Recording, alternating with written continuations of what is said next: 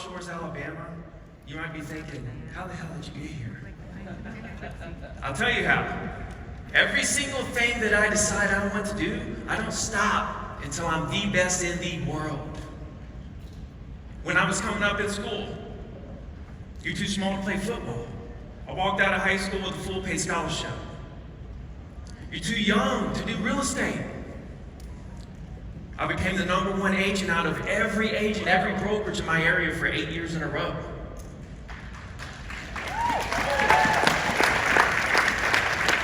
Thanks, Mom. My mom's actually here, and my wife and daughter. That actually really hit me kind of hard when Andy Elliott came out here with his wife and said he brings her everywhere she goes, because I do the same thing. And he was talking about quality of life and spending time with your loved ones and really living the life that you want to live. And that's exactly how I live. I knock off at 5 o'clock, I knock off on the weekends, and I bring my family everywhere we go. We travel 3 times a month and speak. And it's a great, great life. Now, what I want to do I have my slides? There we go. There we go. Can we go back? There we go. All right. I just want you guys to know, before I move on to my slides, that every single person in here can do anything you want to do. If I, growing up in a trailer in Alabama, can do the things that I've done, every single one of you can do anything you want to do in life. If you're just willing to do one thing.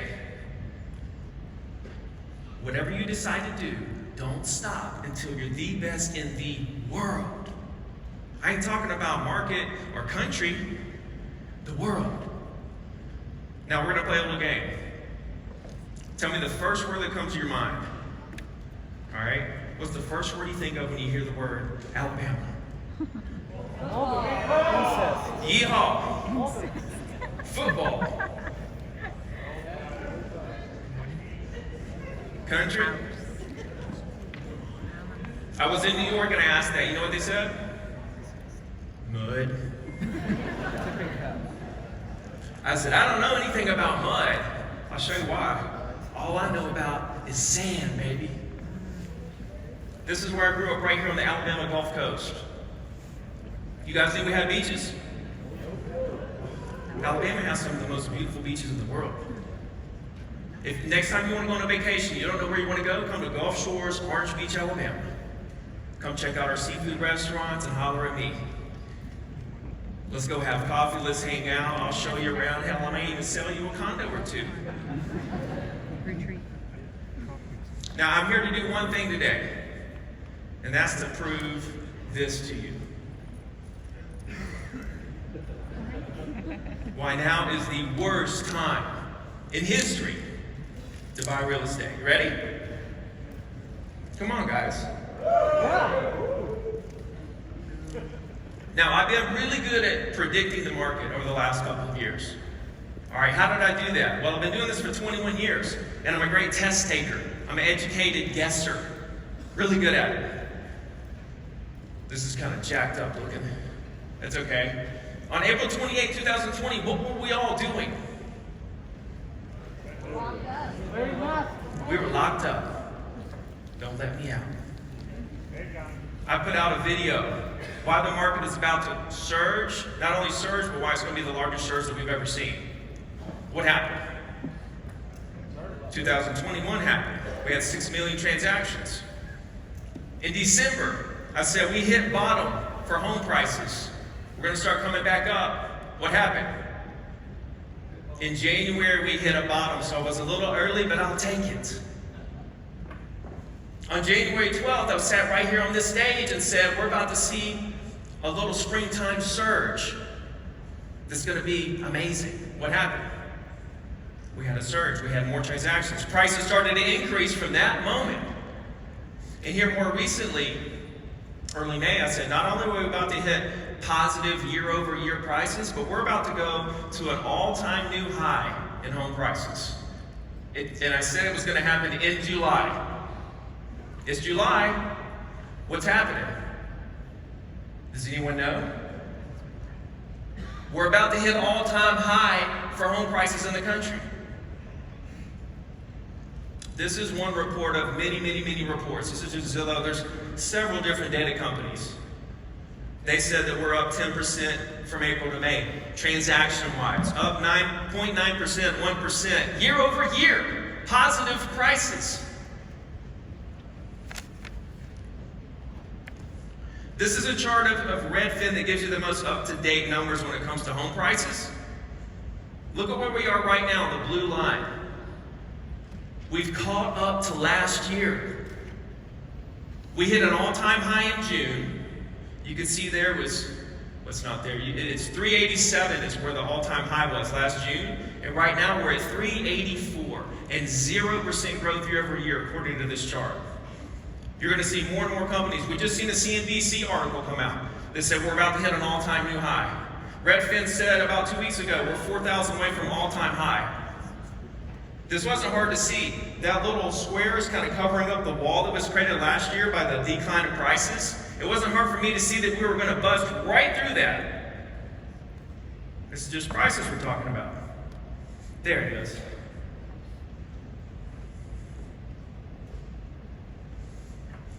But Ricky, that's national data. Real estate is local. It's local, right? You hear that? From the real estate bears, the Crash Brothers. Okay, here's probably the 4 worst hit markets during this downturn. This is what this was. This was the 2008 situation, ladies and gentlemen. You know, we're down to about the same amount of transactions this year as we did in 2008. This is 2008.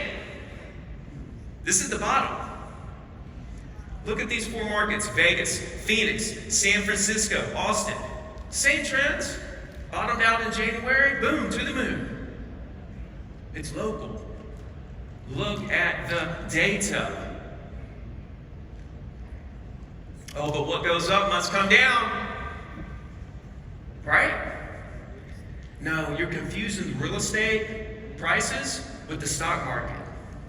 It's not the same thing. What goes up doesn't necessarily mean it's going to go down. In real estate, look at this. Appreciation going back to 1942. What happened in the mid-40s? Several years. What is that, 5, 6 years of double-digit appreciation? You know what they said back then? It's going to crash and burn. Prices are going to plummet. Went up too high. What happened? Positive, positive, positive, positive, positive, positive. Later on in the mid-70s, we had 6 years, 4 of which were double-digit positive appreciation years. This is when interest rates went up to 19%. You know, everybody tries to scare you with. Look at appreciation during these years. It's going to crash and burn. Okay? The year after all this, the big run-up, 6 years worth of the run-up, it still hit 7%, 5, 1, 5, 7, 7, 10. Was 1980, was 1977 a good time to buy real estate? Yeah. Continued to go up. In 2008, we see what happened there in the mid-2000s, subprime mortgage crisis. Only time it really actually went down. And here more recently, 2 double-digit years of appreciation. And we're all freaking out about it.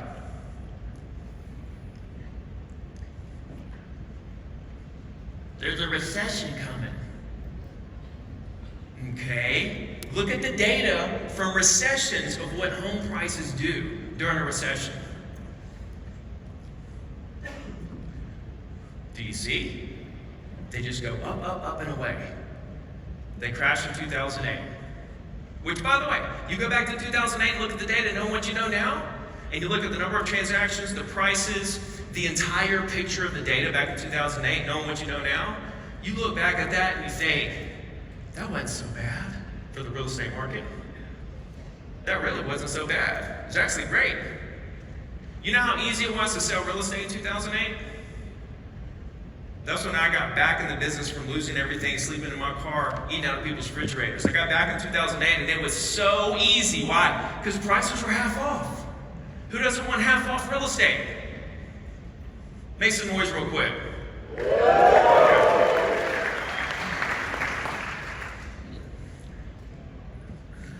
about demand.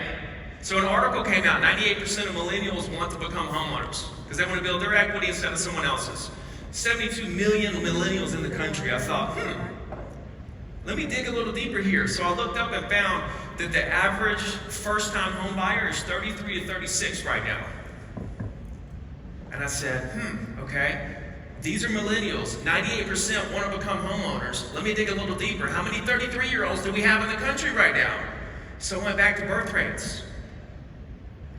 Go back 33 years. What year would that be? 1990? What do you see on this chart in terms of birth rates in 1990? Is it a blip or is it a massive spike? It's a massive spike. We got more 33-year-olds right now in the country than we've had in a long time. And 98% of these people want to become homeowners. Think about this. Next year they're 34, 35, 36. Then you got the next group. Now see how high the birth rate stayed for over a decade and a half? There's so much demand right now, it's not even funny. When you even think about the sellers who are locked into their homes because they're sitting on low mortgage rates, they don't want to sell. Think about every day how much they hate their house more and more and more every single day. Think about that. That demand is brewing. There's a historic amount of pent-up demand, unlike anything we've ever seen. You also have immigrants coming into the country. Where are they going to live? Are they going to rent? Some of them buy. Are they going to rent? That also increases prices. Rents go up. We're in a win-win situation here, ladies and gentlemen. But mortgage payments, they're just out of this world. Nobody can afford this. This is the monthly mortgage payment going back to '89. Looks scary, right? Let me give you a nice visual of what this really is and adjust this for inflation. Now, what do we see here? I'll tell you what we see. We see that we're just getting back to the way it was in the 90s and the early 2000s. And that when you really look at this, you realize we have been spoiled for the last decade and a half, and we didn't even know it. All we're doing is getting back to normal. Is it a little high now? Yes, and that's what I believe is going to level prices out. Prices aren't going to shoot to the moon forever. We're going to go up a little more, but affordability is going to level it out. We're going to hit that ceiling, but the point is, we're not going to get back to how it was over the last decade and a half. People are going to grow accustomed to this, ladies and gentlemen. Now let's look at the amount of your household income that goes towards the mortgage payment. This is a chart going back to '89. You see the same thing. We were spoiled. We didn't know how good we had it. And now we're just getting back to normal. What's the big deal? Well, because there's a lot of crybabies in the world. What about the foreclosures? It's going to be a wave of foreclosures. We're not even back to half of the foreclosures that we were pre-pandemic. And Black Knight just came out and said, we're still at historic lows when it comes to pre-foreclosures and delinquencies, with no sign of any massive boom of foreclosures happening.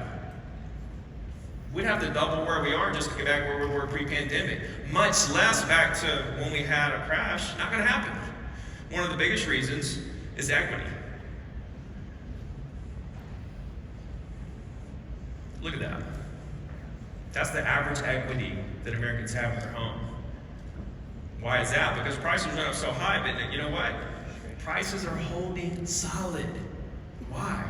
Because lending regulations that were put into place after 2008. Thank you, government. Didn't think I'd ever say that. But that is why we're going through 2008 all over again, but prices are holding solid.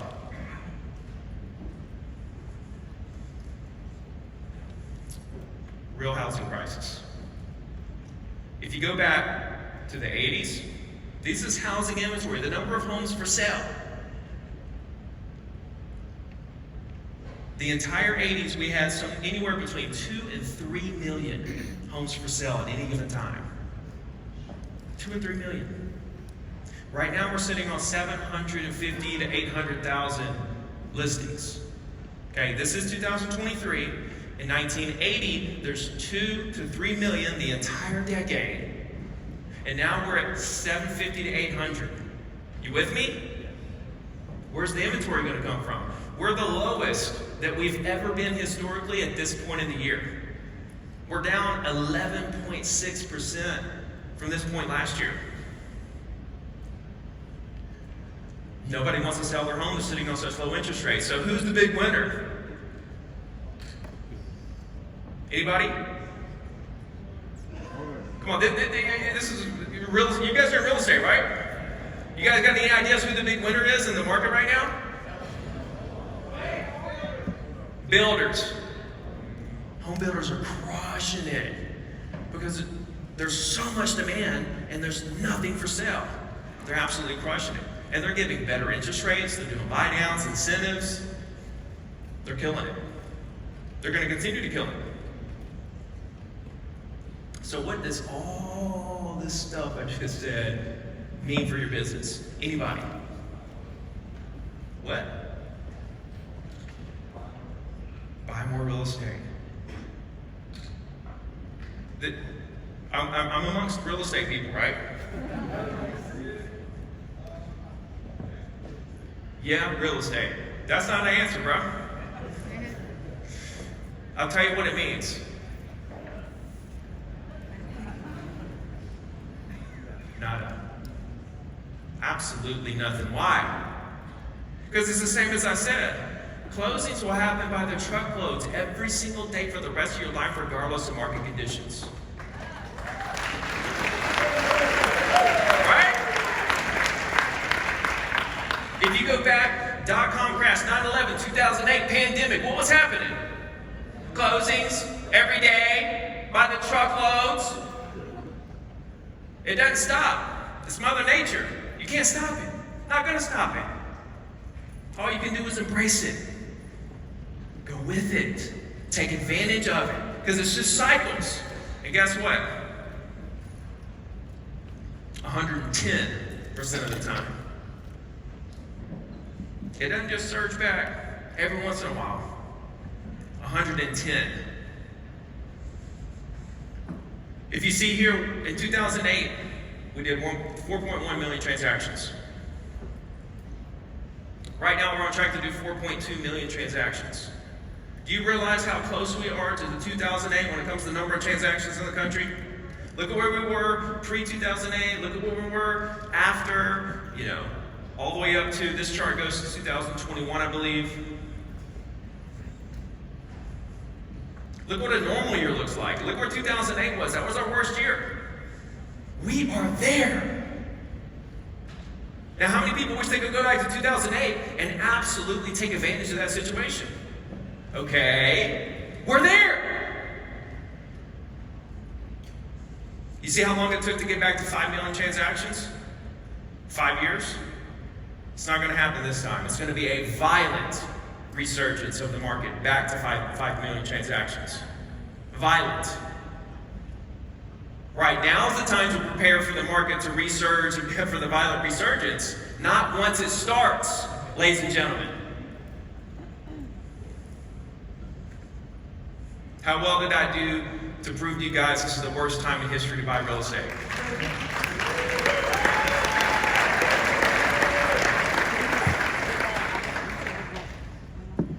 I did good? You don't want to buy any? My goal is to buy 100 million this year. I'm buying everything I see. I'm buying new construction. I'm closing on a new construction home every month. Why? Better interest rates, no maintenance, good cash flow, appreciation. I'm finding the deals.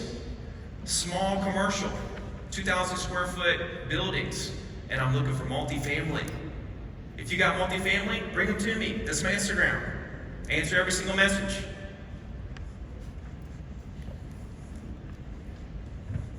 If you would like a copy of these slides, text me here. You will get them. 251-312-8844. And stay in touch. Because I'm going to continue to grow. Are you guys here to grow? Yeah. Let's grow together. Let's stay in touch.